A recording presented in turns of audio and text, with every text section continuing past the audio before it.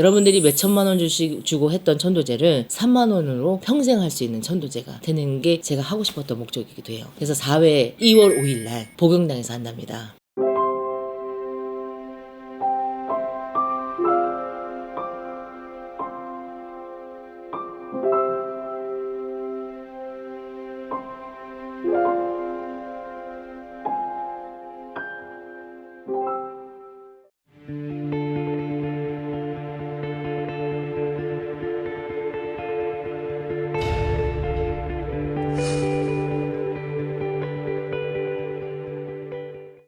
안녕하세요, 복영당입니다.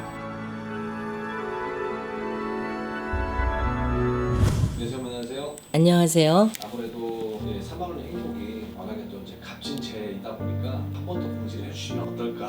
우선 이 영상을 처음 보시는 분들도 있을 거예요. 처음 보시는 분들이 있으니까 제가 3만 원의 행복을 왜 만들게 됐고, 그리고 왜 이거를 지금 우리가 4회 하는 거죠. 4회째까지 오게 되었는지, 오는 과정은 어땠는지 여러분들한테 말씀을 드릴게요. 3만 원의 행복은 정말 너무너무 힘들고 어려울 때 기도토의 어떤 보살님이 너는 좀 조상을 풀어라. 그래갖고 그러면 조상만 풀면 잘 되는 줄 알고 열심히 조상을 푸는 거야. 외갓집 조상 따로, 친갓집 조상 따로, 성씨마다 다 따로따로 열심히 풀었어요. 저는 그렇게 해야지만 잘 되는 건 줄 알았어. 그분이 그렇게 하라고 했기 때문에 제가 그분한테 그 소리를 듣고 조상님을 열심히 풀었던 것 같아요. 근데 어느 곳을 가든, 어디를 가든, 선앙당을 가든, 한신각을 가든 조상님을 열심히 풀었더니 어느 날, 어제는 그지, 오늘은 부자가 돼 있고 기적 같은 일들이 생기기 시작했던 거야. 물론 신이 도와주기도 했죠, 저는. 근데 일반인들은 신이 없잖아요. 신이 없고 조상만 계시잖아요. 조상님만. 그럼 조상님이 계시는데 그 조상님들이 도대체 나를 어떻게 도와줄 수 있냐는 거죠. 근데 조상님이 저 지옥에, 아수라 지옥에 있고 뭐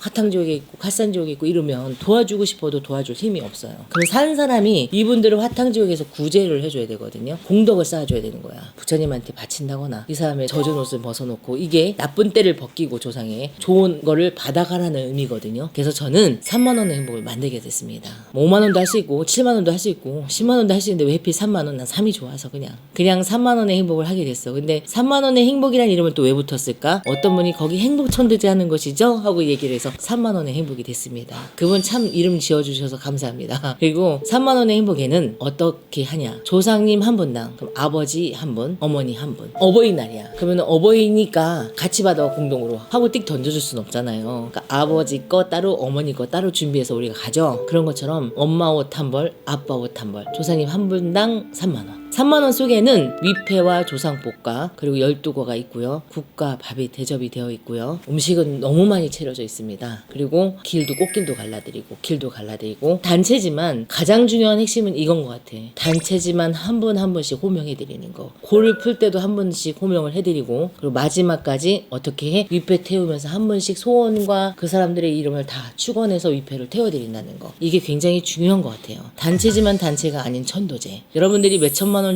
주고 했던 천도제를 3만 원으로 평생 할 수 있는 천도제가 되는 게 제가 하고 싶었던 목적이기도 해요. 그래서 4회 2월 5일 날 복영당에서 한답니다. 그전에는 이제 1, 2, 3회 매번 달라졌잖아요. 그럼 4회째는 선생님 어떻게 해요? 네, 이번에는 하늘에서 꽃비가 내리면 얼마나 좋을까? 벚꽃이 날리듯이, 꽃잎이 날리듯이 그렇게 꽃비가 내리면 얼마나 아름다울까? 나의 조상님이 꽃길을 가고 꽃비를 맞은다면 얼마나 행복해 하실까라고 생각해서 제가 꽃비를 준비를 했거든. 근데 벚꽃나무도 없는데 복영당에 어떻게 꽃비가 내릴까? 그날은 오셔서 보시면 됩니다. 여러분 3만 원의 행복에 오셔서 식사도 하시고 조상님한테 대접도 하시고 선물도 받아가시고, 그날 이제 저희 제가집 중에 한 분이 기증을 하셨어요. 손님들 나눠드리라고. 그리고 한 분은 쌀을 또 기증하시기로 하셨고, 굉장히 좋은 일을 하시는 분들도 많습니다. 그리고 참 그날에는 조상님들께 이제 미처 다 하지 못했던 말들 있잖아요. 그쵸.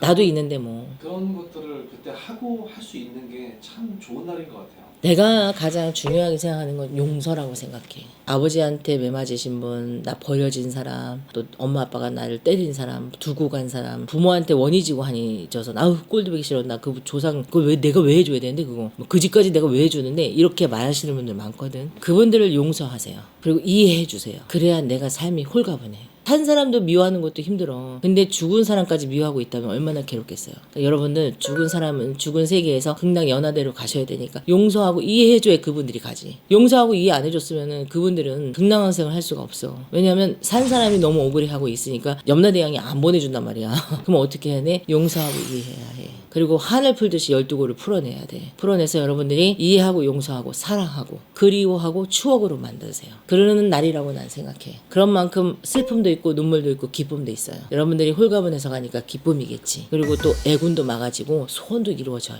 조상님이 극지에 대접해서 정말로 극락왕생해서 장사도 잘 되고 정신이 약간 이상했었는데 멀쩡해졌고 이러신 분들도 많습니다. 그러니까 여러분들 조상복 받으러 많이 오세요. 그리고 조상님 기리러 많이 오세요. 조상님 그리워하러 많이 오세요. 조상님 용서하러 오세요. 조상님하고 화해하세요. 그리고 서로 사랑하세요. 그리고 가슴 속에 묻지 말고 기억 속에 남기세요. 그러면 여러분들 앨범처럼 추억처럼 기억이 될 거라고 난 생각해. 음력으로 항상 2월달, 6월달, 12월달 하잖아요. 이번에는 을사년 12월달입니다. 여러분들 꼭 오셔서 용서하고 화해하고 가시길 바라겠습니다. 감사합니다.